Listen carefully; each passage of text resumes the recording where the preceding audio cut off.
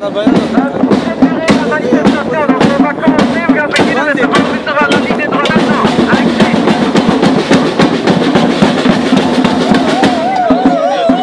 Bonjour à tous. Ok. Je m'adresse à vous en ma qualité de président de la Ligue des droits de l'homme. Et comme vous le criez, we want justice. We want justice. Nous avons l'office des étrangers. Alors, au commissaire général aux réfugiés, nous demandons de revoir sa position par rapport à la situation en Afghanistan. Il dit lui-même qu'il est une instance indépendante qui prend ses décisions hors considération politique. Qu'il fasse dès lors son travail de réévaluer les dossiers et de réévaluer la situation en Afghanistan pour que les personnes qui ont besoin de la protection puissent en bénéficier.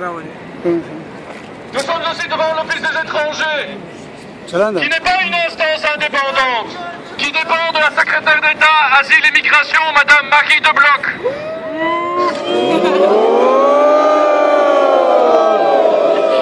C'est son administration et elle peut donner des consignes à son administration.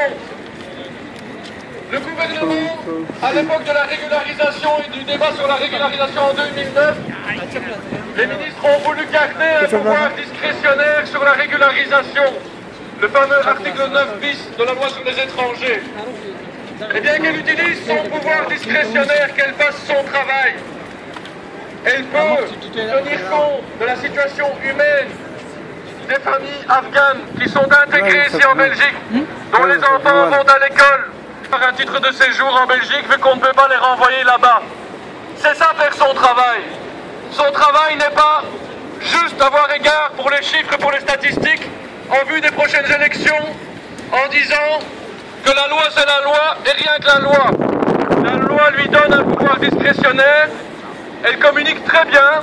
La preuve c'est qu'elle est la femme politique la plus populaire en Flandre et qu'elle est très populaire du côté francophone également, mais elle communique peu. Elle communique par phrases qui font chaque fois la une des médias, du style, quand on veut lui parler des dossiers, là on ne reçoit pas de réponse, elle refuse de nous rencontrer.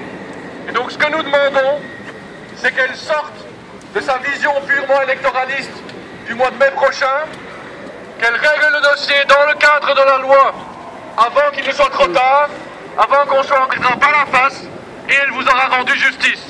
Merci.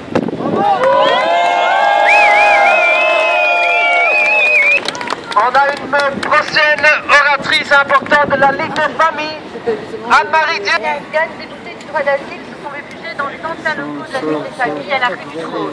C'est tout un 5 jours.